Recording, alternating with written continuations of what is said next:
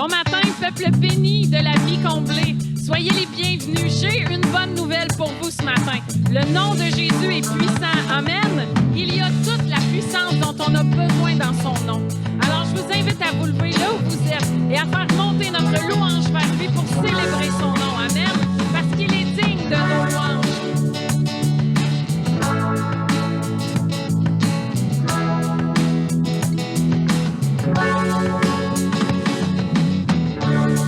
Que ton nom est majestueux, Seigneur, sur toute la terre.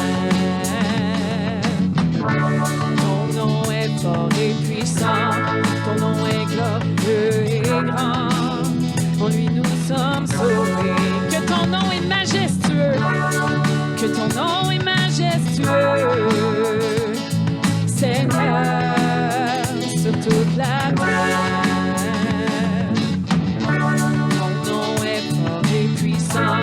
Ton nom est glorieux et grand, en lui nous sommes sauvés. Le nom de Jésus, plus haut que tous les noms, roi des rois, aucun nom n'est comme le sien. Le nom de Jésus, plus haut que tous les noms, Alpha, Oméga, aucun nom n'est comme le sien.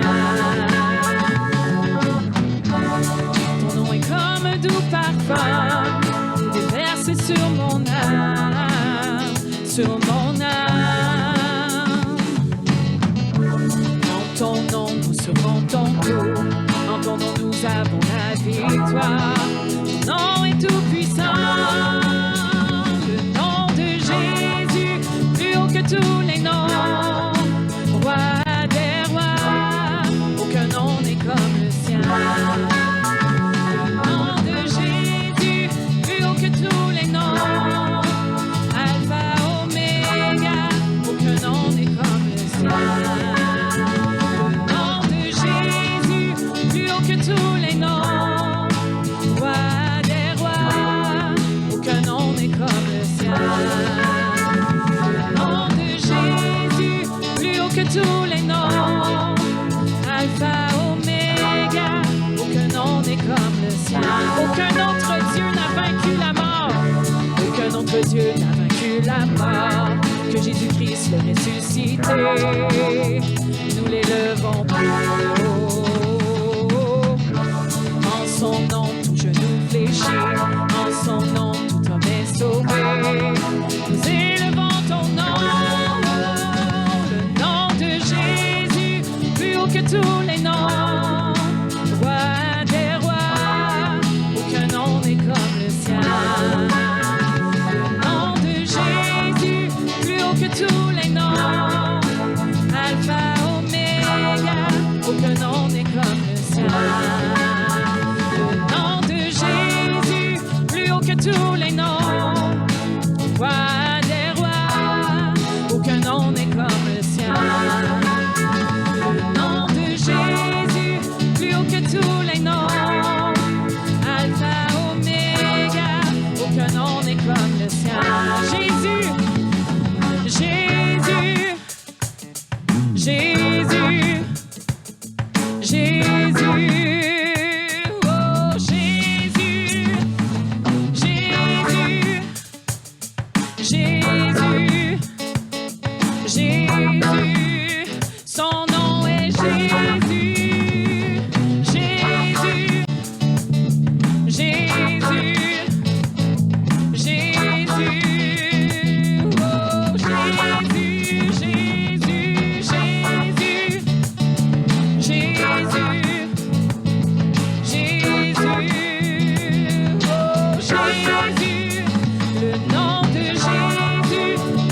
Tous les noms, roi des rois, aucun nom n'est comme le sien. Le nom de Jésus, plus haut que tous les noms, Alpha, Oméga, aucun nom n'est comme le sien. Le nom de Jésus, plus haut que tous les noms, roi des rois, aucun nom n'est comme le sien. Le nom de Jésus, plus plus haut que tous les noms. Alpha, Oméga, aucun nom n'est comme le sien. Jésus, Jésus, Jésus, oh Jésus, Jésus, Jésus, Jésus, oh Jésus. Oui Seigneur, ce matin on célèbre ton nom qui est puissant, toi qui as vaincu la mort. Merci Seigneur pour tout ce que tu as accompli, pour tout ce que tu as fait. Et on va célébrer ton nom ce matin. Amen.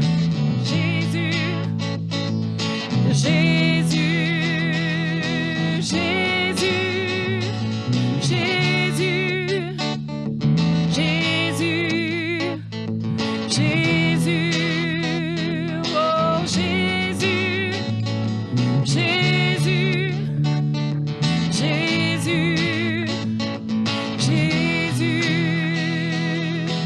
Jésus, gloire à toi Seigneur, gloire au nom de Jésus, gloire à toi Seigneur, tu es vivant.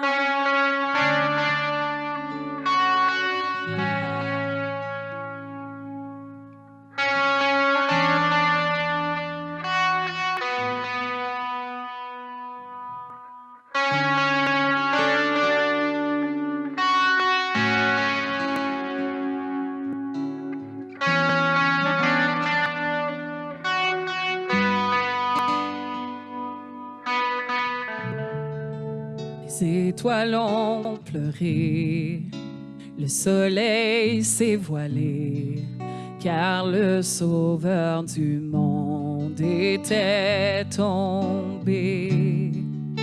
Son corps sur une croix, son sang versé pour moi, sur ses épaules le poids de nos péchés.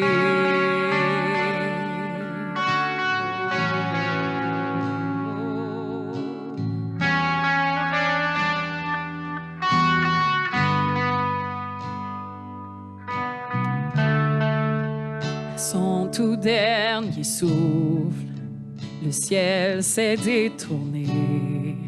Le Fils de Dieu gisait dans les ténèbres. Une guerre contre le tombeau, livrée contre la mort, pour terrasser l'enfer à jamais. Alors la terre trembla, la pierre fut roulée, l'amour parfait n'a pu être vaincu. Mort, où est ton pouvoir? Le roi ressuscité a remporté la victoire. À jamais il est glorifié, à jamais il est élevé, à jamais il est ressuscité, il est vivant, il est vivant. À son tout dernier souffle, le ciel s'est détourné. Le Fils de Dieu gisait dans les ténèbres. Une guerre dans le tombeau, livrée contre la mort, pour terrasser l'enfer. Jamais. Alors la terre trembla et la pierre fut roulée. L'amour parfait n'a pu être vaincu. Mort, où est ton pouvoir? Le roi ressuscité a remporté la victoire. À jamais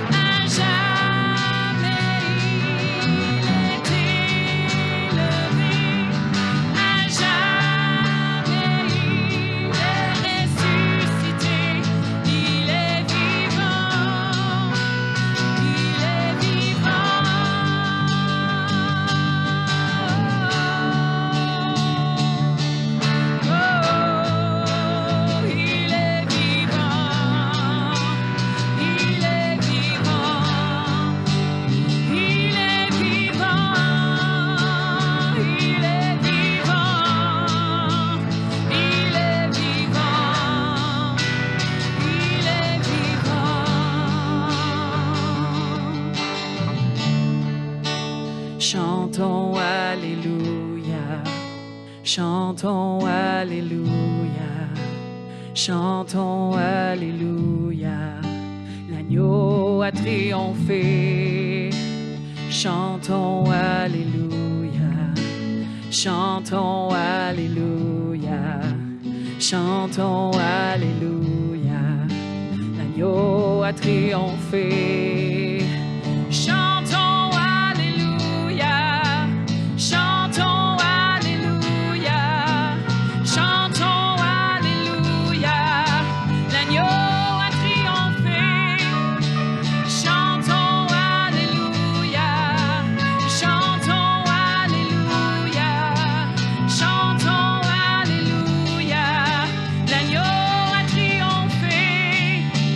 Chantons Alléluia, chantons Alléluia, chantons Alléluia. L'agneau a triomphé. Chantons Alléluia, chantons Alléluia, chantons Alléluia. L'agneau a triomphé. À jamais il est glorifié. À jamais il est élevé. À jamais il est ressuscité. Il est vivant. Il est vivant. Il est vivant. Il est vivant. Le roi est vivant. Jésus est vivant. Il est vivant. Oh, il est vivant. Oui, on loue le roi vivant ce matin. Il est vivant aujourd'hui. Il fait des miracles aujourd'hui. Il change des vies maintenant. Il change des situations maintenant. Parce qu'il est le roi des rois et qu'il est puissant. Amen. Et on va le déclarer une dernière fois qu'à jamais il est vivant. Amen. Oh, il est vivant. Il est vivant. À jamais il est glorifié. À jamais il est élevé. À jamais il est ressuscité. Il est vivant. Il est vivant. Il est vivant.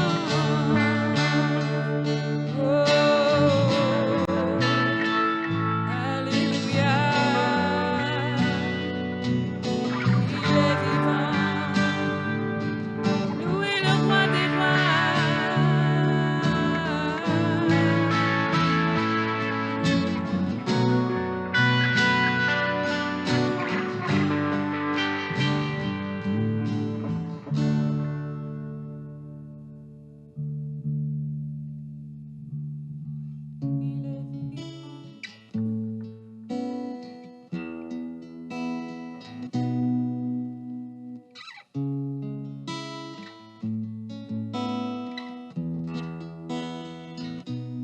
Il y a de la puissance dans le nom de Jésus.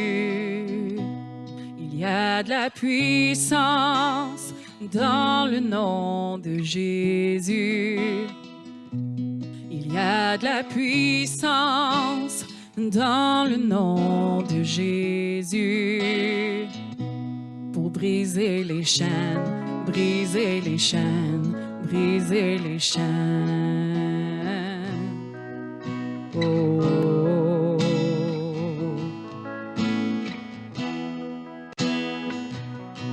Oh.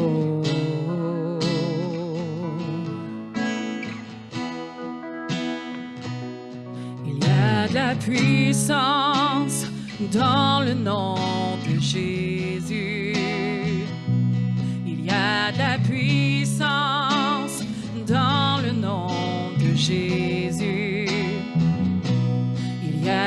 puissance dans le nom de Jésus pour briser les chaînes, pour briser les chaînes, pour briser les chaînes, pour briser les chaînes, pour briser les chaînes, briser les chaînes.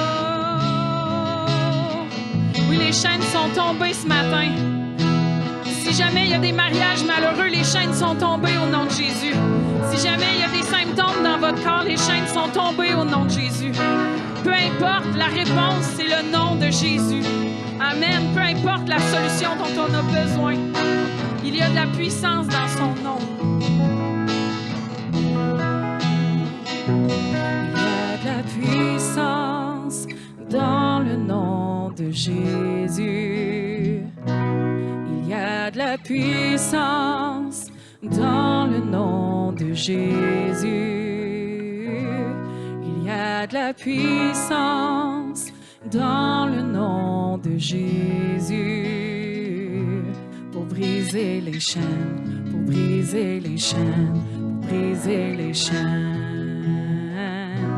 Il y a de la puissance dans le nom de Jésus. Oh, oui, Seigneur. Il y a de la puissance dans le nom de Jésus. La puissance dans le nom de Jésus. La puissance dans le nom de Jésus. Briser les chaînes. Pour briser les chaînes, pour briser les chaînes, pour briser les chaînes. Oh, encore une fois. Pour briser les chaînes, pour briser les chaînes, pour briser les chaînes. Oh, alléluia. Quand la Bible parle de chaînes, c'est un peu comme ça quand on parle de montagne. Amen. Que par la foi, on peut parler à la montagne, que par la foi, on peut dire à la montagne, ôte-toi de là, jette-toi dans la mer. On sait que la montagne ne signifie pas une montagne nécessairement physique. Amen. Mais que la montagne peut représenter peu importe ce qui se présente entre toi et ce que le Seigneur a pour toi. Peu importe ce qui se tient entre nous et la terre promise, entre nous et la volonté de Dieu, entre nous et l'accomplissement de la promesse. C'est pareillement la chaîne. On ne parle pas ici d'une chaîne littérale avec laquelle on est enchaîné. Mais vous savez très bien comme moi qu'on n'est pas obligé d'avoir les menottes aux mains pour se sentir enchaîné. Amen. On peut se sentir enchaîné dans nos vies. On peut se sentir enchaîné dans notre propre corps avec les symptômes. Mais il y a un remède. Amen. Il y a une bonne nouvelle ce matin. Il y a une puissance qui est plus grande que tout et cette puissance-là est dans le nom de Jésus. Amen. Que tous ceux qui ont cru en lui, il a donné le pouvoir, la possibilité, la capacité, amen, de devenir quoi? Enfant de Dieu. Woo! Oh, alléluia. Donc, une dernière fois, en tant qu'enfant de Dieu, rempli de foi, on va le dire ensemble, il y a de la puissance dans le nom de Jésus et j'ai l'autorité d'utiliser ce nom dans ma vie. Amen. Oh, il y a de la puissance dans ce nom et on va entendre les chaînes tomber ce matin. Il y a de la puissance dans le nom de Jésus. Il y a de la puissance dans le nom de Jésus. Il y a de la puissance dans le nom de Jésus.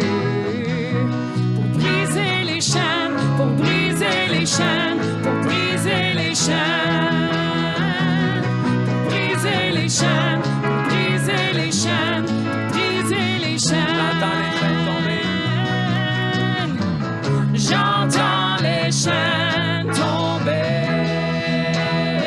Alléluia. J'entends les chaînes tomber. J'entends les chaînes tomber. Les chaînes sont tombées. Les chaînes sont tombées. Les chaînes sont tombées. J'entends les chaînes tomber. J'entends les chaînes tomber. J'entends les chaînes tomber. Les chaînes sont tombées. Les chaînes sont tombées. Les chaînes sont tombées. Oh oui, Seigneur, merci pour ta présence parmi nous ce matin. Et ce matin, on déclare que les chaînes de la dépression tombent dans le nom de Jésus. Que les chaînes de la maladie tombent dans le nom de Jésus. Que les chaînes de la solitude tombent dans le nom de Jésus. Que les chaînes de la peur, de l'anxiété, de la crainte tombent dans le nom de Jésus. Mais relâchez la liberté, relâchez la paix, la joie dans le Saint-Esprit, dans le nom de Jésus.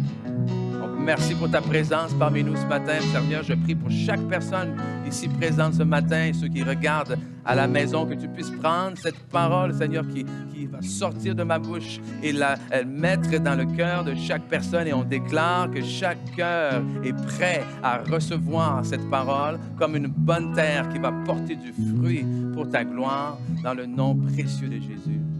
Amen. Amen, amen. Vous pouvez vous asseoir. Alléluia. Merci Seigneur. Merci pour l'équipe de louange. Est-ce qu'on peut remercier l'équipe de louange ce matin? Ce matin, comme toujours, qui nous amène très bien dans la présence de Dieu. Et c'est un plaisir de revenir. J'ai l'impression que ça fait une éternité que je ne me suis pas présenté ici pour apporter la parole. Et ça me manquait, ça me démangeait, il était temps. Mais juste avant de rentrer, j'ai vraiment hâte de commencer cette nouvelle série d'apporter la parole ce matin. Mais tout juste avant, des petites annonces rapidement. Déjà, je voulais saluer ceux et celles peut-être qui sont avec nous aujourd'hui pour la toute première fois. Je sais qu'il y a des gens d'ailleurs qui sont en vacances, qui se promènent beaucoup. Donc, est-ce qu'on peut accueillir ceux et celles qui sont avec nous aujourd'hui? Peut-être pour la première fois, et ceux peut-être qui se joignent à nous même en direct pour la première fois. Donc, c'est vraiment un plaisir. Donc, ici, Pasteur Ken Mafou qui vous souhaite la bienvenue de la part de toute l'Église, la vie comblée. Puis, vous savez, je suis capable de prêcher presque mon message par cœur, mais il faut que je check mes notes pour les annonces. OK. Carte connexion. Oui, OK, je voulais parler de ces 4 connexions-là. Si vous êtes ici, si vous avez reçu ça, un petit paquet de bienvenue, bien, on vous encourage d'écrire cette carte-là, non seulement pour qu'on puisse savoir un peu qui vous êtes, d'où vous venez, qu'on puisse rentrer en contact avec vous, mais c'est également une carte, là, notre moyen si on veut, de justement, comme ça le dit, connexion, de connecter avec vous. Donc, si vous avez des questions, si vous avez des besoins de prière ou autres besoins d'informations sur les divers programmes et autres, carte connexion, remplissez cette carte-là, très simple. Vous la mettez dans le panier d'offrande qui va être, à la table d'information à votre sortie. Puis, voilà quoi. Ensuite, on a retrouvé ça, dimanche, il y a 2 semaines. Un petit calepin de notes, OK? Il n'y a pas de nom dedans, mais je suis content de voir que la personne qui a pris ces notes-là a écouté mon message. Donc, si c'est vous, je vais vous donner un petit cadeau, OK? ça réchauffe mon cœur. Non, mais petit calepin noir comme ça, il y a un petit chose de planète là dedans, OK? Fait que si c'est à vous, ben, je donne ça à ma femme, OK? Gérer ça avec elle. Hein? Tu ne savais pas, hein? Voilà. Et sinon, on va le laisser à la table d'information. Fait que vous pourrez aller chercher. Dernière annonce pour le pique-nique. Prise 2. OK? Prise 2. Aujourd'hui, on a regardé la météo. La semaine dernière, on s'est fait avoir un peu.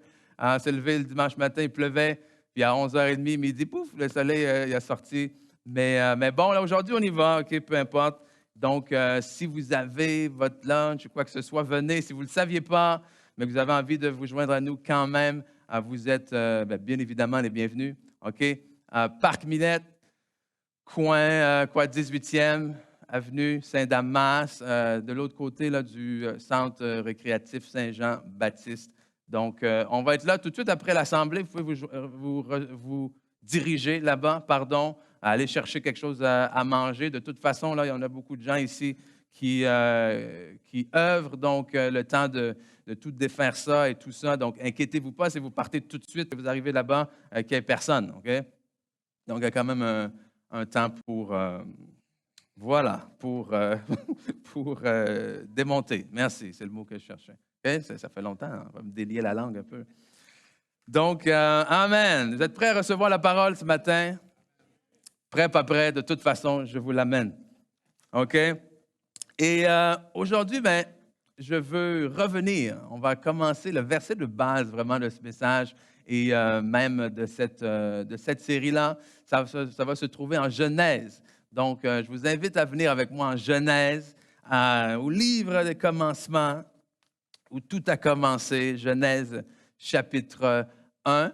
On va lire ensemble les versets 26 à 31. Donc, Genèse chapitre 1, les versets 26 à 31, où est-ce que, évidemment, les versets plus tôt, avant le verset 26, on voit la création du monde, la terre, Dieu qui crée justement les astres, les étoiles, la lune, le soleil, il crée la terre, les animaux, etc. Et finalement, on arrive au verset 26, où est-ce que la parole nous dit ceci.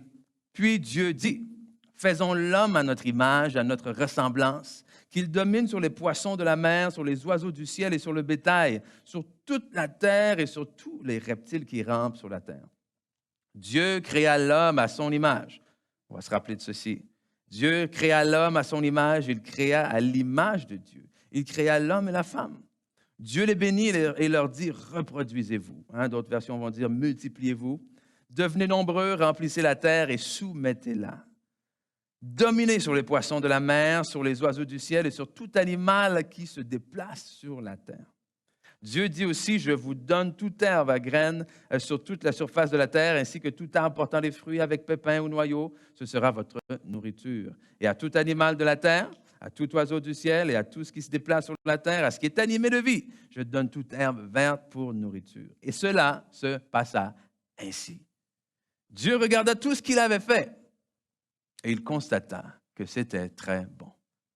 Amen. Vous avez déjà terminé un travail chez vous, pris du recul, vous asseoir et vous dites, yeah, j'ai fait un bon travail. Là. Bel job. Et Dieu a regardé ce qu'il avait fait avec l'homme comme cerise sur le gâteau. Il a dit, oui, c'est très bon. Tout ça était très bon. Il eut donc un soir et un matin, et ce fut le 6e jour. Le titre de mon message aujourd'hui, le titre de cette série-là qu'on commence, c'est « Existentiel ». Existentiel pour faire référence à justement à ces questions existentielles-là qu'on peut se poser dans notre vie. Comme j'ai déjà mentionné, certains d'entre vous êtes au courant, j'ai suivi mes études universitaires à l'Université de Sherbrooke. Okay? Et on qualifie souvent l'Université de Sherbrooke comme étant justement une ville étudiante, une ville universitaire qui signifie en fait que durant les périodes, les sessions d'études, la ville est très vibrante, remplie d'activités, remplie de vie. Mais ce qui est vrai pendant les sessions universitaires, bien, le contraire pendant les périodes un peu plus mortes. C'est-à-dire que, écoute, je ne sais pas si c'est comme ça que les Sherbrookois, ceux qui arrivent, ceux qui habitent à Sherbrooke, voient la ville, mais d'un point de vue d'un étudiant, si je me souviens quand moi j'étais à l'université, pendant l'été, c'était un peu ennuyant. Okay? Pourquoi? Parce que tous les amis sont partis, tous les étudiants s'en vont pour la période estivale. Donc, durant l'été, c'est assez tranquille, merci. Okay? Et pendant la durée de mon bac là-bas, j'ai passé 2 étés à Sherbrooke. Donc, le premier été, c'est parce que j'ai dû rester là, parce que je m'étais fait opérer au genou, donc j'avais de la réhabilitation à faire là-bas. Et le deuxième été, c'est lors de mon 3e et dernier stage que je devais faire, puis le stage se passait pendant l'été. Donc, ce qui arrivait, c'est que j'allais à mon stage le jour et le soir, je n'avais pas grand-chose à faire. Donc, je me suis retrouvé souvent sur le bord du lac Memphremagog, à Magog, à quelques kilomètres de là. Et c'est là, je dirais, où j'ai vraiment commencé, ou du moins peut-être on peut employer le terme renouer, avec les fameuses questions existentielles de la vie. Je dirais que c'est là où, pour moi, la vie, comme on me l'avait présentée, a cessé de faire du sens. C'est-à-dire cette vie-là où est-ce que tu dois simplement aller à l'école, faire tes études, trouver un bon travail. Et j'étais à mon dernier stage et après mon stage, j'avais une dernière session d'école à faire puis je devais penser, mais qu'est-ce que je vais faire après? Où est-ce que je vais m'en aller? Donc, il y avait toutes ces questions-là qui étaient dans mon esprit. Puis je me disais, OK, je vais me trouver un travail là. Après ça, je vais me marier. Après ça, je vais m'acheter une maison. Après ça, je vais faire ci. Puis après ça, puis ça finissait par, tous mes scénarios finissaient par, après ça, je vais mourir. Puis je me disais, mais à quoi bon ça va avoir servi? Et là, je changeais de scénario, puis mais là, je vais faire ça, puis là, je vais partir là, puis là, puis là. Puis finalement, à la fin de ce scénario B, puis après, je vais mourir. Et qu'est-ce que ça va avoir servi? Donc, loin de moi d'avoir eu des pensées suicidaires, pas du tout, mais la vie, comme on me l'avait présentée, a cessé de faire du sens. Et c'est là où j'ai commencé à m'interroger et à me dire, il doit y avoir plus. C'est là que ces questions-là de qui suis-je, qu'est-ce que je suis appelé à faire, vers où s'en va ma vie, les questions que j'ose croire qu'une grande majorité des gens se posent. C'est là que j'ai commencé à me poser ces questions-là. Et même si, j'ai accepté le Seigneur seulement peut-être 2-3 ans après, je dirais, ce moment-là, ça a été le moment déclencheur. Okay? Et c'est sur ces questions-là que je veux qu'on s'attarde ensemble. Les questions où est-ce que lorsqu'on regarde même la vision même ici de cette assemblée qui est de voir les vies transformées par l'amour de Jésus-Christ. Et pour nous, en fait, lorsqu'on a mis ça sur papier, en fait, je n'avais même pas pensé à ça. Mais une vie transformée, c'est quoi en fait? Une vie transformée, pour nous, c'est une vie de quelqu'un qui découvre son identité. Tout d'abord, tu découvres qui tu es. Deuxièmement, tu accomplis ta destinée parce qu'on croit que tout le monde a un plan, tout le monde est ici pour quelque chose et Dieu a une destinée pour chacun d'entre nous. Et ensuite, bien, tu influences ta communauté. Tu influences ton entourage, tu influences les gens autour de toi. Et sans le savoir, ces trois volets, si on veut, de cette vision-là de l'Église touchaient les trois questions existentielles. Qui suis-je? Quelle est mon identité? Amen. Pourquoi suis-je? C'est quoi ma destinée? Et où est-ce que je m'en vais? Qu'est-ce que je suis appelé à faire plus tard? Qu'est-ce que je suis appelé à influencer? Et je sais commencer. Même si j'ai dit que ces questions-là ont commencé alors que j'étais à Sherbrooke, mais en fait, c'est là où que je dis ça a renoué avec ça. Parce que je me rappelle quelques années avant d'aller aux études, j'habitais à Montréal, j'étais seul dans mon 3,5 et je me demandais quoi faire et je me demandais aussi où allait ma vie. Mais le problème, c'est que comment j'ai réglé cette question-là? J'ai réglé cette question-là en allant au dépanneur, en allant me chercher quelques petites substances avec un peu d'alcool dedans. Pourquoi? Pour finalement m'endormir puis arrêter de me poser ces questions-là. Amen? Et combien de personnes répondent à ces questions-là comme ça? J'ai lu dans un petit blog, au niveau de petit blog de psychologie, ou je ne sais pas c'était quoi là. Il disait la question « Qui suis-je » englobe toutes les dimensions de l'existence, qu'elles soient temporelles ou spirituelles, y compris la quête de qui nous pourrions être ou devrions être. Chacun ressent instinctivement, et c'est le mot « instinctivement » qui est intéressant ici, chacun ressent instinctivement qu'il y a plus que ce qu'il croyait être, ou plutôt qu'il est plus, pardon. Ainsi, qui suis-je? Est la question fondamentale d'entre toutes. Amen? Tout le monde ressent instinctivement. Ça ne vous rappelle pas un verset qui nous dit que Dieu a mis dans le cœur de l'homme la pensée de l'éternité? Que tout homme instinctivement, sans même regarder à Dieu, sans même penser à Dieu, instinctivement à l'intérieur de lui, il y a quelque chose qui lui dit, tu es là pour quelque chose de plus. Tu es quelque chose de plus que ce que tu crois être. Mais malheureusement, comme j'ai dit, on trouve toutes sortes de réponses pour nous identifier, pour forger notre identité. Hein? Notre identité est basée sur quoi? Basée sur ce que l'on va voir, on va copier sur les autres personnes, on va regarder les vedettes à la télé. Hein? Il y a un travail qui est en vogue aujourd'hui, c'est quoi? C'est celui d'influenceur. OK? Je ne sais pas c'est quoi que ça fait, un influenceur.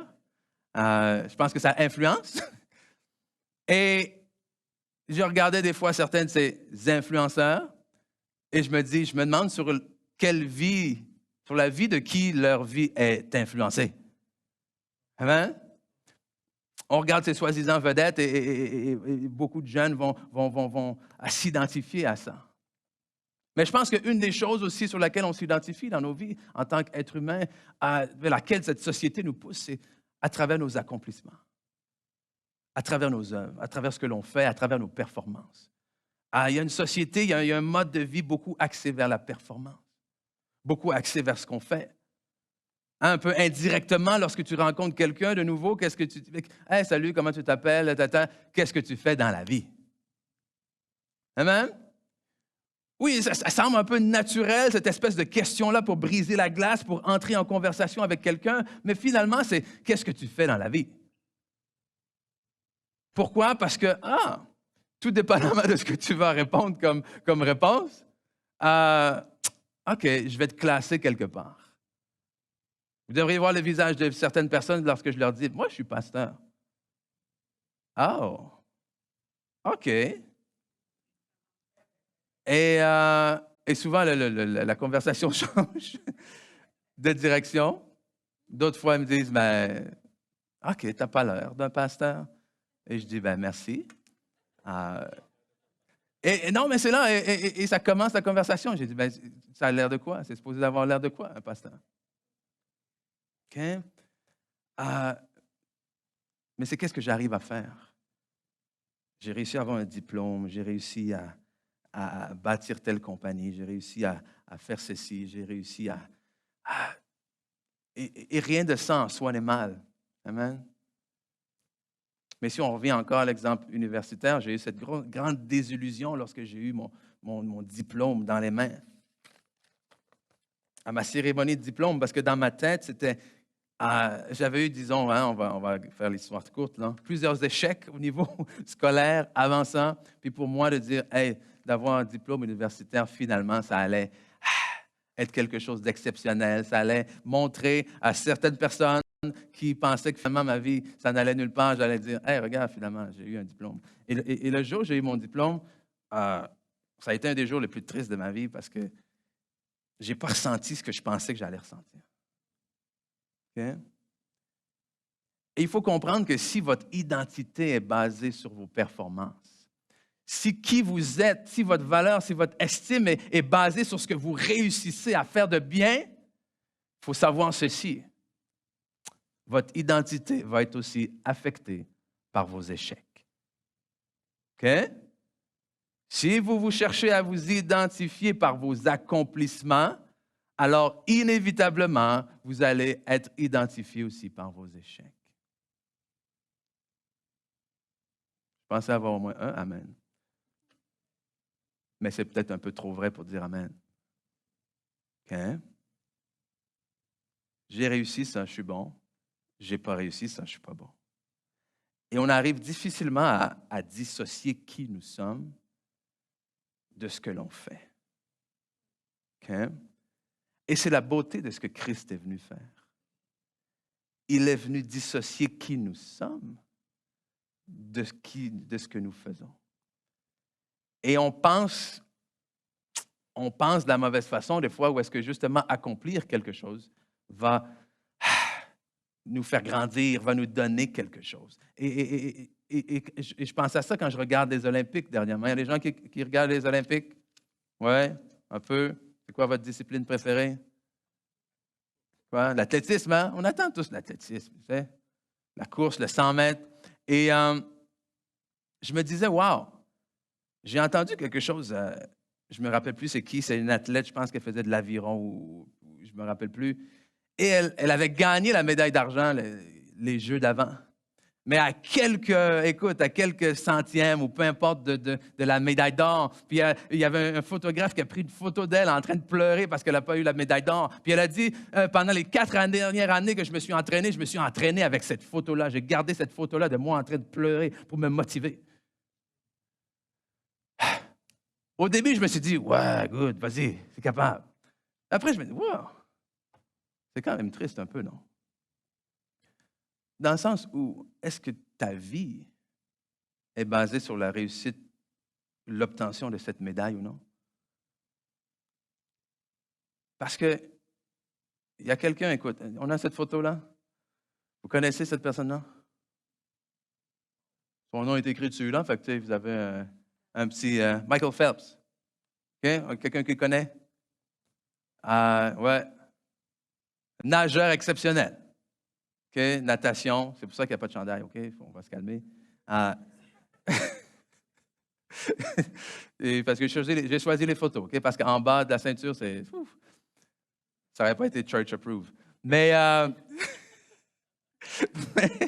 Michael Phelps, on va le remettre, s'il te plaît. Michael Phelps, sur son cou, si vous n'avez pas eu le temps de compter, 23 médailles. 23 médailles d'or. Dans sa carrière, il a gagné 28 médailles, dont 23 d'or, 5 d'argent. Les 5 d'argent ne valaient pas la peine qu'on les mette sur la photo. OK? 23 médailles d'or. Record de tous les temps. OK? Il gagnait au 100 mètres, il gagnait au 200 mètres, il gagnait sur le dos, il gagnait au papillon, il gagnait libre, il gagnait tout. C'est dans l'eau, il gagne. Mais c'est Michael Phelps qu'on se dit, wow, j'aimerais savoir ma face là, avec toutes ces médailles-là. Tu imagines la vie que tu as après ça? Mais je vais vous lire quelque chose à propos de Michael Phelps. Un article que j'ai retrouvé dans le journal La Presse, qui a été écrit il y a quand même quelques années. Après chaque Jeux olympiques, c'est lui qui parle, je pense que j'ai connu une période de dépression. A déclaré cette semaine Phelps lors d'une conférence sur la santé mentale à Chicago. Donc, on parle de 2018, là, OK? Le sportif le plus titré de l'histoire des Jeux olympiques, qui a mis un terme à sa carrière après les Jeux 2016, a touché le fond après les Jeux olympiques de Londres, où il a pourtant remporté 4 titres olympiques et 2 médailles d'argent. Je ne voulais plus nager, je ne voulais même plus vivre. On pense alors au suicide, a expliqué Phelps, qui après les Jeux de 2012 a pris sa retraite avant de revenir dans les bassins pour gagner encore. Je n'ai jamais été aussi mal. Imagine ça. Je n'ai jamais été aussi mal. Je suis resté enfermé dans ma chambre pendant 3 à 5 jours sans manger, en dormant à peine, sans plus avoir envie de vivre, a déclaré le nageur aux 23 titres olympiques. Tu te dis que ça vient de lancer ta vie, là. Amen. Des fois, je regarde les Olympiques et je m'imagine monter sur le podium et me faire donner ma médaille d'or. Je me dis, qu'est-ce qu'il peut avoir mieux que ça? Mais non. Et on se dit, comment est-ce qu'au plus haut de ta vie, tu peux en même temps être au plus bas? Comment est-ce que tout de suite après avoir accompli un des exploits les plus extraordinaires, tu peux te sentir comme la pire personne au monde? Et que toutes les médailles, que tous les applaudissements, et que toutes les photos, que toutes les entrevues, peu importe l'argent, il n'y a rien de ça qui change le fait qu'à l'intérieur de toi, tu te sens comme un moins que rien. 23 médailles d'or.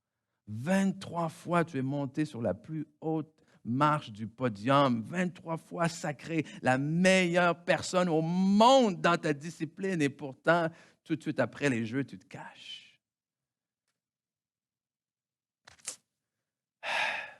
Et on a la difficulté à croire à ça, de comprendre ça. Et le problème, c'est qu'encore une fois, en tant qu'être humain, malheureusement, des fois, on associe beaucoup trop qui nous sommes avec ce que nous faisons. Mais ici, on a un bel exemple. Okay? Que ce qu'il a réussi à accomplir n'a aucunement affecté qui il pensait être. Hein? Et on parle de Michael Phelps, on parle de santé mentale et tout ça, puis on se dit, oui, mais OK, lui, il avait un problème ou quoi que ce soit. Mais quand j'ai lu ça, ça m'a ramené à un personnage biblique, vous savez? Devinez de qui je parle? Élie, le prophète Élie. Élie, prophète, appelé de Dieu à l'époque, alors que les prophètes, on n'avait pas reçu, le peuple n'avait pas reçu l'Esprit de Dieu, le Saint-Esprit en eux, et qu'il fallait que des hommes parlent au peuple de la part de Dieu. Donc, les prophètes étaient là pour emmener le message de Dieu au peuple. Et malheureusement, parce que le peuple, c'était un peuple très, rebelle, qui n'écoutait pas vraiment les directives de Dieu, le prophète se trouvait souvent avec cette tâche ingrate et désagréable de toujours annoncer quelque chose un peu justement de négatif, de désagréable au peuple, okay? Des avertissements. Et c'est justement là où Élie se retrouve devant le roi d'Israël, Akab, qui avait fait l'immense erreur de marier Jézabel, okay? Et qu'à cause de cette union-là, ils avaient emmené le peuple d'Israël à adorer d'autres dieux, à se détourner de Dieu. Et un jour, Élie, qu'est-ce qu'il fait? Il dit, mais c'est assez, là. Il faut que le peuple décide, est-ce que vous allez à adorer les faux dieux ou vous allez revenir vers l'Éternel? Et là, il fait une des choses qui, pour moi, est une des choses les plus exceptionnelles, les plus extraordinaires qu'on retrouve dans la parole. Il confronte littéralement les autres prophètes et il dit, venez, on va faire quelque chose. Il dit, on va mettre un autel devant, c'est-à-dire un lieu de sacrifice, et on va voir lequel des dieux va répondre pour venir consumer le sacrifice. Alors, il dit au prophète, allez-y, on va installer un autel, appelez votre Dieu, demandez-lui de de venir chercher l'offrande, et on va voir qu'est-ce qui se passe, et après, je vais faire la même chose. Et Élie se retrouve là, courageux, ferme, fort, devant combien? La parole de Dieu nous dit 450 prophètes de Baal, plus 400 prophètes d'un autre Dieu, seul contre 850. 850 contre 1. 850 contre 1. 850 contre 1. Mais pourtant, Élie est là. Il dit, allez-y, j'ai tout mon temps. Allez-y. Appelle vos dieux, appelle ton Dieu. Et là, ils sont là, puis ils font toutes sortes de simagrées, toutes sortes de cris, d'invocations, puis il n'y a rien qui se passe. Puis Élie dit, non, allez-y, criez un peu plus fort. Peut-être qu'il dort. Peut-être que votre Dieu ne vous entend pas dedans. Peut-être qu'il est parti en vacances. Essayez plus fort. Quelle assurance / arrogance. Hein? Il dit, allez-y, essayez plus fort. Ah. Et il crie, puis rien qui se passe. Puis à un moment donné, Élie fait comme, OK, c'est bon, tassez-vous. Ça a assez duré. Mais il dit, pour être sûr qu'il n'y a personne qui se trompe ici, emmenez de l'eau. Emmenez de l'eau.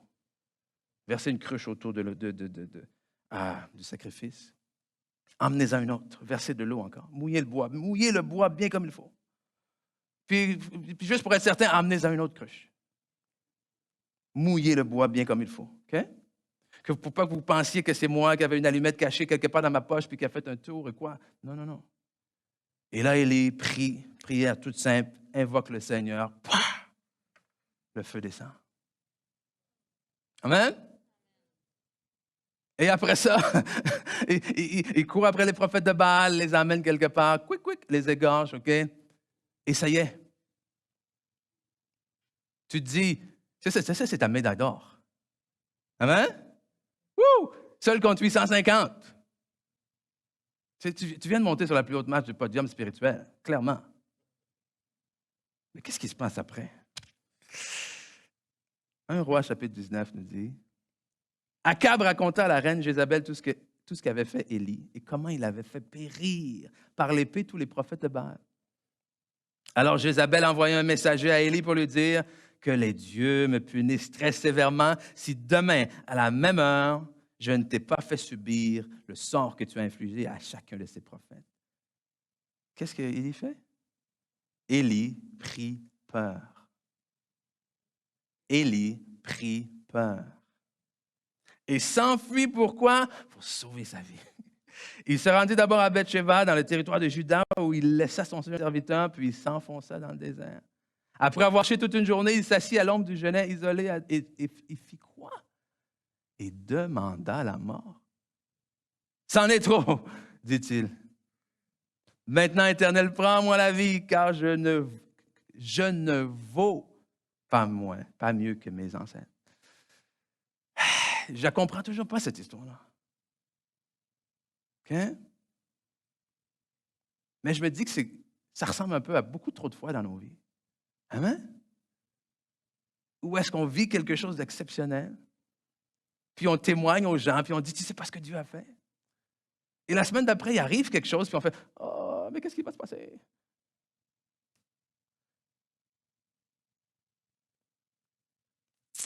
Que les dieux me punissent très sévèrement. OK. Les dieux que tu as prouvés hier, qui n'existaient pas. Parce qu'ils ne sont pas descendus consumer le sacrifice.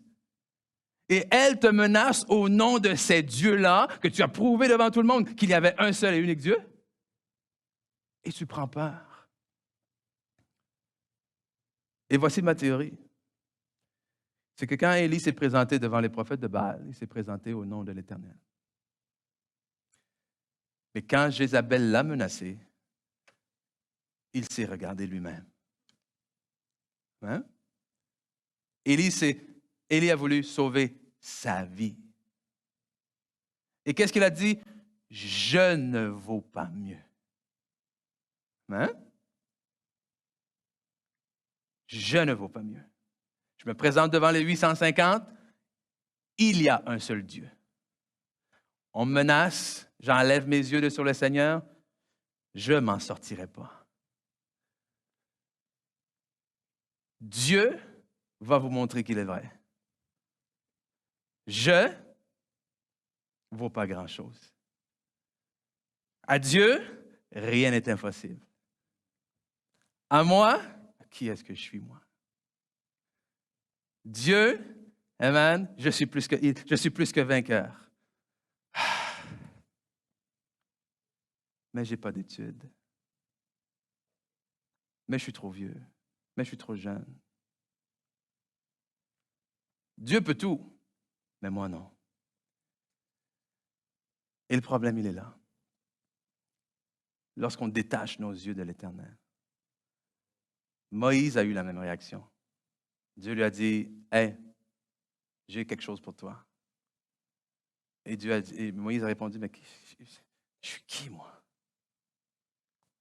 « Gédéon, j'ai quelque chose pour toi. » Moi, le plus petit, le plus jeune, de la plus petite famille, de toutes les tribus, moi. Et voyez comment Dieu est merveilleux. Vous avez déjà eu cette... je vais dire que oui. Okay? On va supposer que oui. Vous avez déjà eu une passe un peu plus, plus difficile où vous avez commencé à têter des compliments? Hein? Oui. Tu sais, et très subtilement, là, vous n'êtes pas allé voir votre ami, votre frère, votre soeur, vous dire, dis-moi donc que je suis bon. Non, non, non. Vous avez dit comme, oh, je ne sais pas si je suis capable. Tu sais, il y a ci, il y a ça, puis elle est tellement plus expérimentée que moi, puis ça fait longtemps que je n'ai pas fait ça, puis là... Et qu'est-ce qu'on fait? On va à la pêche aux compliments, sérieusement. Puis on s'attend que la personne dise, ben non. S'il y a quelqu'un de qualifié ici, c'est toi. T'as fait ci, t'as fait ça, t'es bonne, t'es patiente. Ouais, peut-être. Je pourrais mettre des noms en masse devant cet exemple-là. OK? Et le mien est le premier. OK? Mais voici comment Dieu est génial. Dieu, il ne fait pas ça. Moïse, il fait comme, ah, Seigneur, je suis qui, moi? Et Dieu dit, laisse-moi te rappeler qui moi je suis. Et Gédéon, il dit, moi je suis qui? Et Dieu dit, hey, c'est moi qui viens avec toi. OK? Wow! Alors qu'on cherche à savoir qui nous sommes, Dieu nous rappelle qui il est. Pourquoi? Parce que qui nous sommes est rattaché à qui est Dieu. Pourquoi? Parce que nous avons été créés à l'image de Dieu. Donc, si tu veux découvrir qui tu es, apprends à découvrir qui Dieu est. Hein? Parce que c'est ce que tu es appelé à être. Hein? Et découvrir son identité, c'est vraiment dans l'image d'un dévoilement, de quelque chose qui est révélé. Amen. Cette identité-là, elle est là déjà. Dieu a préparé les projets, on le dit, on l'aime, Jérémie 29, 11 et tout, et tout, et tout. Mais quand vient le temps de le vivre, on n'y croit pas. Mais c'est réel. Et alors que j'apprends à connaître Dieu à travers sa parole, alors que Dieu m'est révélé, la beauté de ça, c'est que mon identité même m'est révélée. Qui je suis m'est révélé. Et pas la peine de penser à ma destinée, à mon appel et à qu'est-ce que je vais laisser comme legs ici sur cette terre si je ne sais même pas qui je suis. Parce que le problème, c'est qu'en tant qu'être humain, on agit afin de trouver qui nous sommes. Mais Jésus est venu faire totalement le contraire. Il a dit, je fais de toi quelqu'un afin que tu puisses marcher dans les œuvres que j'ai déjà préparées pour toi. Wow! Dieu a créé la terre et ensuite, il a créé l'homme. Il a créé les arbres, la végétation, tout. Et ensuite, il a créé l'homme. Ouais, qu'est-ce que ça change? Ça veut dire que ces œuvres-là ont été préparées en avance pour vous. Ça veut dire que votre arrivée sur Terre n'a pas été une surprise pour Dieu. OK? C'est pas comme si Dieu était justement peut-être occupé en voyage et que là, l'archange Michael est arrivé et a dit, Seigneur, Marie-Josée vient de venir au monde. Hein? Marie-Josée? 2 semaines d'avance? Qu'est-ce qu'on va faire? Je sais pas, qu'est-ce qu'il reste à faire pour Marie-Josée, là? On pourrait peut-être l'envoyer en mission. Non, j'ai déjà envoyé ça à Gisèle la semaine passée. Non. Michael va voir Jésus, le Seigneur et il dit, hey, Marie-Josée vient de naître. Puis Dieu fait, yes. Et comme un père qui montre fièrement les photos de ses enfants. Dieu dit, tiens, viens ici, Michael, viens. Regarde toutes les œuvres que j'ai préparées déjà d'avance pour Marie-Josée. Et là, tu as le Fils de Dieu qui est assis à la droite de Dieu, qui regarde et qui intercède pour vous, puis qui dit, waouh! Si seulement elle peut seulement croire. Parce que Dieu a dit à Jérémie, il dit, avant même. Amen? Jérémie, on le connaît ce verset-là. Okay? Avant même que tu sois dans le sein de ta mère, avant même que tu sois dans le ventre de ta mère, je te connaissais. Okay? Et qu'est-ce qu'il a dit? Non seulement je te connaissais, mais je t'avais établi. Okay? Avant que tu fusses formé dans le ventre de ta mère, je te connaissais. Avant que tu fusses sorti de son sein, je t'avais consacré, je t'avais établi prophète des nations. Je t'avais consacré. C'est-à-dire quoi? C'est-à-dire qu'avant que tu prennes ta première respiration, je te connaissais. Avant que tu fasses ta première erreur, je t'avais établi. Avant ta dépression de 2016, je t'avais consacré. Avant que tu fasses faillite, je t'avais déjà établi. Avant l'échec de ton premier mariage, je te connaissais, je t'avais déjà consacré. Je peux continuer. Okay? Avant qu'il soit dans le vent. Comment? Vous comprenez ça? Dieu a créé la terre et ensuite il a mis l'homme. Dieu a pensé à Jérémie et ensuite Jérémie est venu. Pourquoi? Pour marcher dans les œuvres qu'il avait préparées d'avance. Éphésiens 2:10. Car nous sommes son ouvrage ayant été créé en Jésus-Christ pour des bonnes œuvres que Dieu a préparées d'avance afin que nous les pratiquions. Donc, ce n'est plus une question de faire pour être. Pourquoi? Parce que le faire, Dieu s'en est occupé. Amen? Okay. Il s'en est occupé. Maintenant, c'est par la foi, fais-moi confiance, marche avec moi. Et il y a tellement de choses exceptionnelles que Christ est venu faire, il y a tellement de choses exceptionnelles que son sacrifice à la croix représente pour nous. Mais quelque chose que ça représente pour nous, c'est que Jésus-Christ est revenu, ou plutôt venu nous redonner une identité. Amen, qu'on avait malheureusement perdu cette identité-là d'enfant de Dieu, de fils et de fille de Dieu, mais Christ est revenu nous donner une identité, est revenu nous donner une position, et cette position-là, on appelle ça la justice de Dieu. Que celui qui n'a point connu le péché, il l'a fait pécher, afin que nous devenions en lui, la justice de Dieu. Et la justice de Dieu, ça veut dire quoi? La justice de Dieu, ça signifie que nous avons le droit maintenant, par Jésus-Christ, par son sacrifice, par la foi en Jésus-Christ, de nous présenter devant Dieu comme si nous n'avions jamais péché. Que nous sommes restaurés dans la position de fils et de filles et que maintenant, nous sommes appelés à vivre notre vie à partir de cette position-là de fils et non pas de vivre une vie pour obtenir une position. Vous avez obtenu une position. Vous avez pu à vous battre pour obtenir le ciel. Christ a dit, j'ai gagné le ciel pour toi. Maintenant, vis.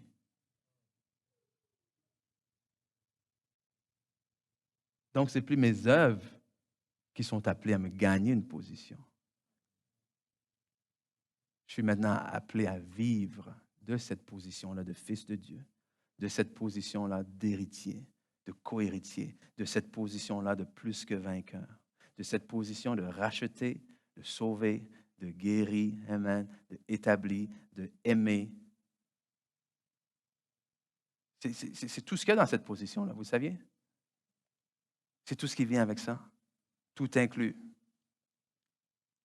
Ah, mais qu'est-ce qu'il me reste à faire? Il y a quelqu'un qui a posé cette question-là à Jésus. Que dois-je faire pour faire les œuvres de Dieu? Puis Jésus a répondu, l'œuvre de Dieu, c'est que tu crois en celui qui l'a envoyé. L'œuvre de Dieu, c'est que tu crois. L'œuvre de Dieu, c'est que tu le suives. L'œuvre de Dieu, c'est que tu lui fasses confiance. Et alors que tu lui fais confiance, il t'emmène dans ces œuvres-là qu'il a préparées d'avance pour toi. Alors, ce n'est plus une question de performance, ce n'est plus une question de je vais me valoriser. Parce que le problème, c'est que si vous ne savez pas qui vous êtes, vous avez beau être chrétien, mais si vous ne savez pas qui vous êtes, vous allez emmener cette ambition-là qu'on a dans le monde, chercher des positions, et votre fameuse quête d'appel pour servir le Seigneur va être en fait une quête de quelque chose pour servir puis me valoriser moi-même. Donc, vous allez servir dans l'Église, mais en espérant que le pasteur ou que quelqu'un vous voit, puis vous mette une promotion ou quoi que ce soit. Non, non, non, non. Oh, vous l'avez eu, votre promotion. Fils de Dieu. OK? Et c'est de cette position-là que vous êtes appelé à servir. C'est de cette position-là que vous êtes appelé à vivre. Donc, rapidement, comment on fait justement pour vivre de cette position-là? Comment on fait pour aller rechercher, reconquérir, si je peux m'exprimer ainsi, cette identité-là que nous avons en Christ? Okay? On va le voir ensemble dans le prochain verset. Éphésiens 4. Éphésiens 4, versets 22 et 23. Pardon. On vous a enseigné à vous débarrasser du vieil homme qui correspond à votre ancienne manière de vivre et se détruit sous l'effet de ses désirs trompeurs. À vous laisser renouveler par l'esprit de votre intelligence et à vous revêtir de l'homme nouveau, créé selon Dieu dans la justice et la sainteté qui produit la vérité. Je vais mettre ça simple. Comment tu fais pour découvrir ton identité? Il faut que tu changes d'habit. Il faut que tu changes de vêtements. Et un peu comme quand on va magasiner, et qu'on va dans une cabine d'essayage et qu'on essaie toutes sortes de vêtements. J'ai l'impression qu'un peu notre vie, jusqu'à un certain point, qu'on est plus jeune, adolescent ou même des fois à l'âge adulte, ressemble un peu à ça, où est-ce qu'on essaie différentes choses. Amen?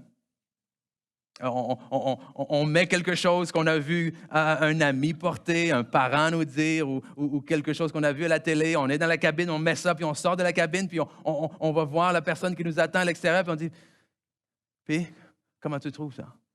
Okay? Et on attend la valorisation, la validation de la personne qui est là pour dire, c'est beau, c'est pas beau. Puis j'ai comme l'impression que notre identité, c'est un peu comme ça.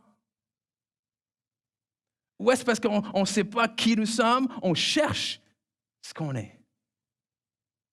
Et on solidifie qui on est en cherchant la validation. J'ai essayé ça. Comment tu trouves ça? Je me laisse influencer par mon groupe d'amis et par leur réaction. Je me dis, est-ce qu'ils aiment ça? Est-ce qu'ils n'aiment pas ça? Et ils m'acceptent. OK, alors c'est ce que je suis. Mais la Bible dit ici qu'il y a deux choses qu'il faut faire. La première des choses, c'est qu'il faut se dépouiller. Il faut se débarrasser de ses anciens vêtements. Et les anciens vêtements signifient quoi? Les anciens vêtements signifient ton ancienne identité. Ce que tu croyais être avant Christ, ton ancienne vie, cette vie-là passée. Et je sais que des fois, pour les gens, c'est un peu mélangeant. Puis je me rappelle que moi, au début de ma vie chrétienne, c'est quelque chose qui me mélangeait aussi. Parce que, tu sais, quand la Bible dit, celui qui est en Christ est une nouvelle créature, les choses anciennes sont passées, toutes choses sont devenues nouvelles. Puis on dit justement, il faut que tu te débarrasses de tout ce qui est avant. Puis là, tu dis, c'est quoi là, finalement? Faut que je me débarrasse de tout? Qu'est-ce que je fais là? Je mangeais du chocolat avant et je n'ai plus le droit de manger de chocolat. Il faut que je me débarrasse de tous mes amis. Il faut que je me débarrasse. Puis des fois, tu l'entends, puis c'est comme ça. Débarrasse-toi de tout. OK. Tout, là. Il faut que je quitte mon emploi aussi. Non, sérieusement, là. C'est quoi la vie passée? Et malheureusement, des fois, ça a porté à confusion chez les gens. Puis qui ont été un peu peut-être trop drastiques, tu sais. Puis ont même eu des gens dans leur famille, tu ne crois pas en Jésus? Moi, j'ai donné ma vie à Jésus, maintenant, je ne peux plus te parler. Non, c'est pas ça que ça veut dire. Hein? Débarrassons-nous de ce qui n'est pas de Dieu. Débarrassons-nous, comme il va dire un peu plus loin. Il dit, c'est pour ça, arrêtez de vous mentir les uns les autres. On se comprend? Okay? Arrêtez d'être dans la convoitise. Arrêtez de se débarrasser de la vie passée. C'est quoi? C'est comme il dit ici. Vous a enseigné à vous débarrasser du vieil homme, de notre ancienne nature, de qui nous étions avant, qui correspond à votre ancienne manière de vivre, qui se détruit sous l'effet des désirs trompeurs. Et c'est ça l'ancienne vie. C'est ça la vie avec Christ. C'est ces désirs-là trompeurs. Amen? Ces désirs trompeurs, ces manières trompeuses que tu pensais que c'est ça qui allait te définir. Débarrasse-toi de ça. Débarrasse-toi de ce qui te nuit. Débarrasse-toi de ce qui te fait mal. Débarrasse-toi de ce qui n'est plus de Dieu. Puis tu vas me dire, oui, mais au début, je ne sais pas qu'est-ce qui n'est pas de Dieu. Et le problème, c'est que la religion, pendant longtemps, sous le couvert de l'Église, a a mis l'accent sur cette première partie du verset. Seulement, arrête de faire ci. Tu ne peux plus faire ça. OK. Mais si j'enlève tous mes vêtements, on sait ce qui se passe, hein? Je n'ai pas besoin de faire l'illustration ici, OK? Je me retrouve tout nu. Alors, tu dis, mais qu'est-ce qui se passe? Et c'est là que la deuxième partie intervient. Parce que la deuxième partie, ça ne dit pas seulement « enlève tes anciens vêtements », ça dit « mets-en des nouveaux ». Hein? Et ils ont quelque chose de spécial, ces nouveaux vêtements-là. Qu'est-ce qu'ils ont de spécial, ces nouveaux vêtements? Colossiens, chapitre 3, versets 9 et 10. Ne mentez plus les uns aux autres, OK? C'est ça l'exemple là. C'est ça l'ancienne nature. Le vieil homme, les vieux vêtements, le vêtement du mensonge, tu l'enlèves. OK? Ton habit de tromperie, tu l'enlèves. Ne vous mentez plus les uns aux autres, car vous avez dépouillé le vieil homme avec tous ses agissements et revêtu l'homme nouveau. Il ne faut pas manquer ça, OK? Revêtu l'homme nouveau qui fait quoi? Qui ne cesse de se renouveler selon le modèle de son Créateur. Les vêtements que Jésus vous donne se renouvellent selon le modèle de son Créateur. Bref, quand vous apprenez à vous détacher de votre vie passée et que vous commencez à faire confiance à Jésus et de marcher selon ses commandements, lui-même, par son esprit et grâce à votre obéissance, qu'est-ce qu'il fait? Il vous transforme selon le modèle de votre Créateur. C'est-à-dire Dieu. Qui a dit quoi au commencement? Faisons l'homme à notre image. OK, je suis excité, je suis le seul là, ici qui est excité. OK? Wow! Wow! OK? Donc, par ma foi, que dois-je faire pour faire les œuvres de Dieu? Il faut bien que je fasse quelque chose. Oui, oui, fais confiance. Fais confiance. Pourquoi? Parce qu'il a des œuvres préparées d'avance pour toi. Alors toi, tout ce que tu as à faire, c'est de l'aimer, c'est de l'écouter et c'est de le suivre. Et au moment opportun, il va te dire, j'ai quelque chose de plus pour toi. J'ai un nouveau chandail pour toi. Mais le tien, il remplit plein de trous. Mais si tu l'aimes, si tu as le droit de le garder. Mais tu saches que mon nouveau chandail, tu ne pourras pas le porter par-dessus l'ancien. Et des fois, il y a la vie de plusieurs chrétiens, c'est ça. On essaie de mettre le nouveau sans enlever l'ancien. Puis on se demande pourquoi notre vie est si compliquée, pourquoi on est balancé. Oh non, tu ne peux pas vivre cette double vie. Tu ne peux pas avoir le meilleur des deux mondes. Est-ce que je peux quand même avoir Christ en gardant un peu de mon ancienne vie?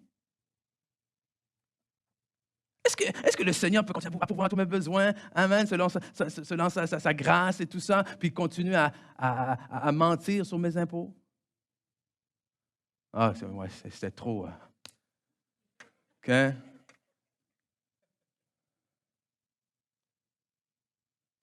Non. Puis tu sais, le Seigneur ne vous force à rien. C'est juste qu'à un moment donné, il faut décider, là. Dieu pardonne. Dieu est bon. Dieu est patient. Dieu est miséricordieux. Mais vous ne pouvez pas porter les deux vêtements. Porter les deux vêtements et penser que vous êtes en train de suivre Christ est une illusion. Et si vous n'êtes pas en train de suivre Christ, bien devinez quoi? Vous n'êtes pas en train de vous diriger vers les œuvres et les projets qu'il a préparés d'avance pour vous. Oui, mais comment ça? Non. Il faut que tu enlèves l'ancien chandail avant. OK? Oui, mais qu'est-ce que je vais faire? Fais confiance. Fais confiance. Parce qu'encore une fois, les nouveaux vêtements qu'il a donnés sont destinés à t'emmener à être transformé de plus en plus en son image. Alors, plus tu vas ressembler à Dieu, devine quoi? Plus tu vas ressembler à toi-même. Plus tu vas vraiment être qui tu es.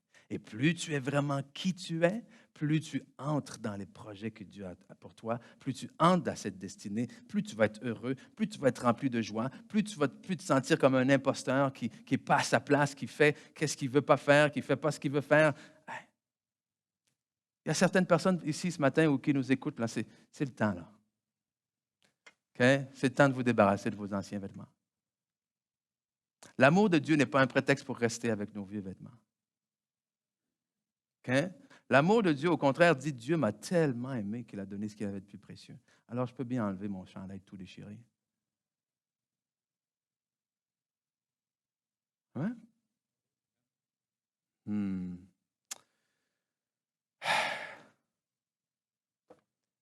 Parce que, écoute, ce que j'aime avec le Seigneur, là, c'est que rarement il nous demande de faire quelque chose que lui n'a pas fait. Je dis rarement parce que là, je n'ai pas eu le temps d'y penser vite dans ma tête. Là. Puis là, je vais dire jamais. Puis là, quelqu'un va revenir la semaine prochaine, va dire, tu as dit jamais, mais dans le fond, okay, non. Rarement. OK, j'étudierai la question plus tard.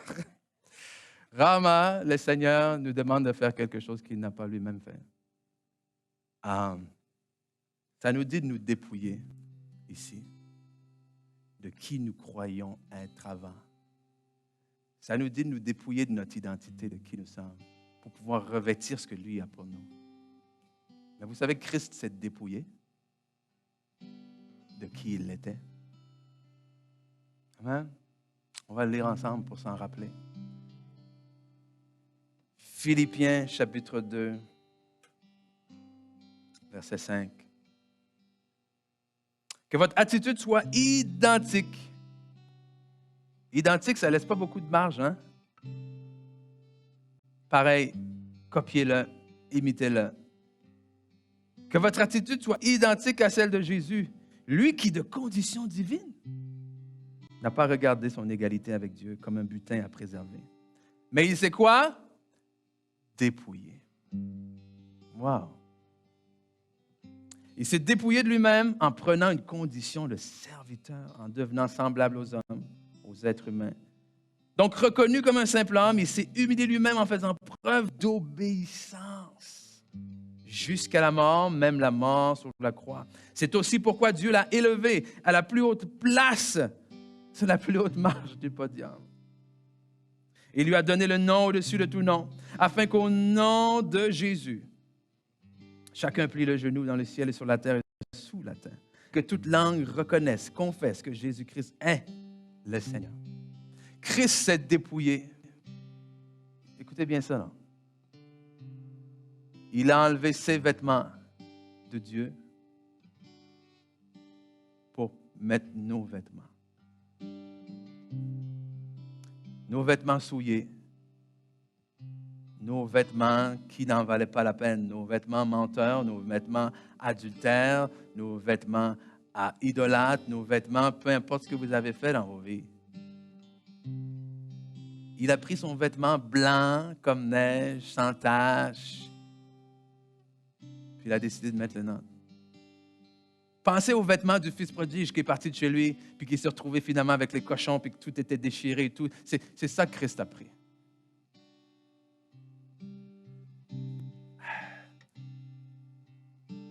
Mais qu'est-ce que ça lui a donné?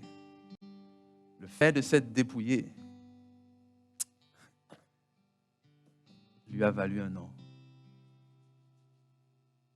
Un nom au-dessus de tout nom. Alors qu'il s'est dépouillé de sa divinité, il a reçu quelque chose d'encore plus grand. Il a reçu ce nom au-dessus de tout nom. Et je veux vous dire ce matin que pareillement, alors que vous vous dépouillez de votre ancienne vie, que vous faisiez confiance à Dieu, Dieu vous donne un nom.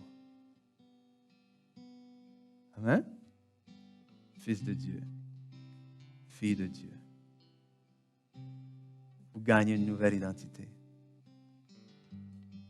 Mais comme j'ai dit, avant d'avoir les nouveaux vêtements, il faut enlever les anciens. Et ça, c'est une décision que chacun d'entre nous, chacun d'entre vous, devez prendre. Et le Seigneur est patient, comme j'ai dit. Mais quand vous allez à la cabine d'essayage,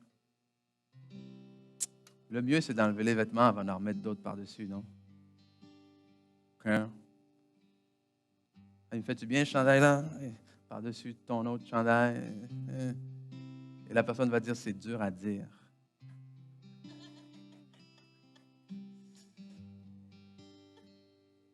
Et pareillement, c'est dur à dire à quel point certains d'entre vous suivaient le Seigneur. Parce qu'il y a tellement de vieilles affaires en dessous du nouveau. Il y a tellement d'affaires auxquelles vous vous accrochez encore.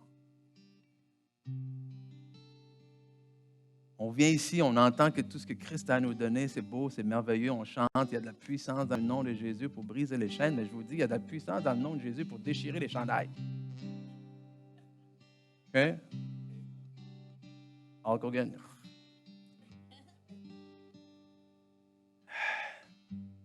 Vous passez à côté du nouveau parce que vous ne voulez pas lâcher l'ancien. Et je vais vous le dire, là, le meilleur des deux mondes, c'est une illusion. Okay? Comment profiter au maximum de Christ? En gardant ce que j'aimais avant. Illusion, mensonge. Tout ce que ça va vous faire tourner en rond. Okay? Ça va vous faire frustrer. Parce que vous allez lire des promesses et vous n'allez pas comprendre pourquoi ce n'est pas dans vos vies. Parce que vous allez voir les gens autour de vous qui ont l'air bénis, vous allez être jaloux, vous allez dire, mais pourquoi juste les autres? Et même si on n'est pas appelé à se comparer, OK, parce que chacun a sa marche avec le Seigneur, chacun a un point spécifique, le Seigneur a un appel différent pour chaque personne, il n'y a pas de jeu de comparaison ici. Mais c'est qu'à un moment donné, il faut comparer vous-même avec qui le Seigneur vous appelle à être. Et il vous appelle à être son enfant, et il vous appelle à être à son image. Amen. Donc, c'est ce que je prie pour vous aujourd'hui. C'est très simple. Comment découvrir mon identité? C'est de découvrir qui est Dieu. Et c'est là que je vous dis, vous n'êtes pas obligé de lire votre Bible. Vous n'êtes pas obligé d'aller à l'église. Vous n'êtes pas obligé de prier. Mais comment découvrir qui est Dieu? Ça peut aider à lire la Bible qui parle de lui. Comment apprendre à entendre sa voix? Ça peut aider à prier. Puis comment apprendre à grandir, à marcher comme lui est? Ça peut aider d'aller à l'église de temps en temps. Ce n'est pas une question de religion. C'est une question d'identité. C'est une question de relation. C'est une question de est-ce que tu veux être qui tu es appelé à être? C'est une question de est-ce que tu es tanné de tourner en rond? C'est une question de est-ce que tu es tanné d'avoir des saisons après saison dans ta vie où à chaque saison, tu as l'air d'être une nouvelle personne? Tu ne progresses jamais, qu'à chaque saison, tu recommences à zéro. Oh, c'est fini de recommencer à zéro, là. Le Seigneur nous appelle de gloire en gloire. Amen? Pas de rond-point en rond-point, là. Oh, hallelujah. C'est ma prière pour vous ce matin. Donc, Seigneur, on te remercie pour ta présence. Je prie que ta parole, c'est toi qui connais ce qui se passe dans le cœur de chaque personne ici. Moi, je ne le sais pas, mais j'ai confiance, j'ai foi que tu sauras parler au cœur. Qu'autant qu'il y a de personnes ici ce matin, tu es capable, toi, de diviser ta parole et de donner exactement ce que chaque personne a besoin. On chasse tout de suite tout esprit de condamnation, Seigneur, parce que ce n'est pas ton esprit. Tout esprit de culpabilité, parce que ce n'est pas ton esprit. Ton Saint-Esprit convainc de péché. Ton Saint-Esprit convainc, amen, qu'on doit changer de direction, mais ton Saint-Esprit ne condamne pas. Mais avec cette conviction également, Seigneur, tu nous donnes le moyen de nous en sortir. Donc, Seigneur, aujourd'hui, on veut simplement recevoir tes vêtements nouveaux. On te remercie pour ton sacrifice. On te remercie encore une fois pour ta patience envers nous. Wow, quelle patience, quelle miséricorde, Seigneur Dieu. Je déclare que, Seigneur, alors qu'on avance tranquillement avec foi, alors que qu'on a cette révélation progressive de qui tu es, Oh, par ta bonté, tu nous révèles également qui nous sommes et nous marchons de jour en jour, de gloire en gloire, de plus en plus dans cette identité-là, dans cette identité de fille de Dieu, dans cette identité-là de fils de Dieu, dans cette identité-là de plus que vainqueur, dans cette identité, Seigneur, d'héritier de Dieu, de co-héritier avec Christ, Seigneur. Amen. Que nous sommes la justice de Dieu, que nous avons le droit de nous présenter devant toi, que nous n'avons pas à demander, à quémander, Seigneur, mais au contraire, alléluia, nous pouvons nous présenter avec foi, la tête haute, parce qu'on sait que tu nous aimes, que tu nous écoutes, que tu nous reçois, Seigneur Dieu. Alléluia. Que tu ne nous regardes pas selon nos agissements, mais tu regardes selon ce que toi tu as fait. Tu nous regardes selon ce que tu as établi. Et j'appelle, Seigneur, ce matin, ce que tu as établi dans la vie de chaque personne. Que ce que tu as appelé avant la fondation du monde, Seigneur, pour leur vie, se manifeste. Je prie pour chaque personne qui n'a aucune idée en ce moment de ce qui s'en vient pour eux, d'à quoi tu les appelles à être. Je prie pour la paix dans leur cœur. Une paix qui sait que tant aussi longtemps qu'ils te font confiance, tu vas les guider dans ce chemin.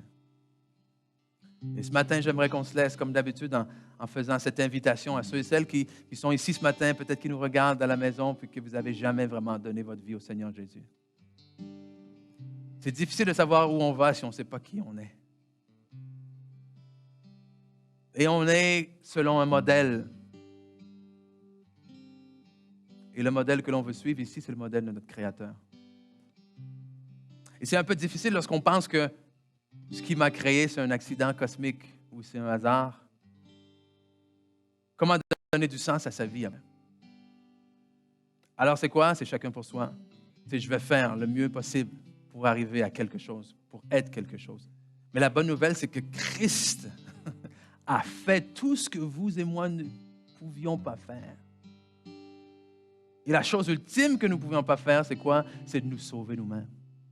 C'est de nous gagner une vie nous-mêmes. Et ce qu'il nous demande maintenant, c'est quoi? C'est de nous reposer en lui, c'est de lui faire confiance. En Christ, en lui, nous trouvons notre identité. Okay? C'est la seule chose. Vous voulez savoir qui vous êtes? Vous devez rencontrer votre Créateur. Parce que c'est la seule et unique personne qui va être capable de vous dire qui vous êtes. Vous avez le choix donc aujourd'hui de continuer à tourner votre vie en rond, continuer à regarder à gauche, à droite, à vous appuyer sur des gens, des vedettes, des célébrités qui eux aussi se posent exactement les mêmes questions que vous. Qui suis-je? Qu'est-ce que je vais faire? Et qui s'appuient sur d'autres personnes qui se posent exactement les mêmes questions qu'eux. Qui suis-je? Mais aujourd'hui, vous avez l'opportunité de sortir d'ici. Ou si vous êtes à la maison, de continuer cette journée dans une nouvelle position, dans la position d'enfant de Dieu. En sachant, sans aucun doute, avec certitude, qui vous êtes. Et c'est simple. Comment on devient enfant de Dieu? En croyant que Jésus-Christ est le Fils de Dieu, qu'il est mort et ressuscité pour nos péchés, qu'il est le troisième jour, il est assis maintenant à la droite de Dieu le Père et qu'en croyant en lui, en mettant notre foi en lui, nous devenons enfants de Dieu. Pas par nos œuvres, pas par nos accomplissements, mais parce que lui a fait par amour pour nous. Alors si c'est vous ce matin, si vous voulez renouer peut-être même ce vœu que vous avez déjà fait devant le Seigneur, si vous voulez l'accepter pour la première fois, si vous êtes là à la maison, on va faire une prière ensemble ce matin. Et j'invite ceux et celles qui sont ici, qui ont quand même déjà fait cette prière-là, de la faire avec nous pour accompagner ceux et celles qui peut-être la feraient aujourd'hui pour la première fois. Donc on va dire ensemble ce matin, Père éternel, je te remercie pour ton amour inconditionnel. Qu'avant même que je sois, non seulement tu étais, mais j'étais dans ton cœur. Et aujourd'hui, je te demande pardon pour toutes mes fautes et mes erreurs. Et aujourd'hui, je déclare de ma bouche et je décide de croire dans mon cœur que Jésus-Christ est le Fils de Dieu, qu'il est mort et ressuscité pour mes péchés. Et qu'en mettant ma foi en lui, qu'en appuyant ma confiance sur lui, je reçois la vie éternelle. Une vie qui se renouvelle selon l'image de mon Créateur. Dans le nom de Jésus. Amen. Amen. Amen. Amen. Ouh. Donc, s'il y a des gens qui ont fait cette prière pour la première fois aujourd'hui, hey, on veut le savoir. Okay? Laissez-nous savoir pourquoi.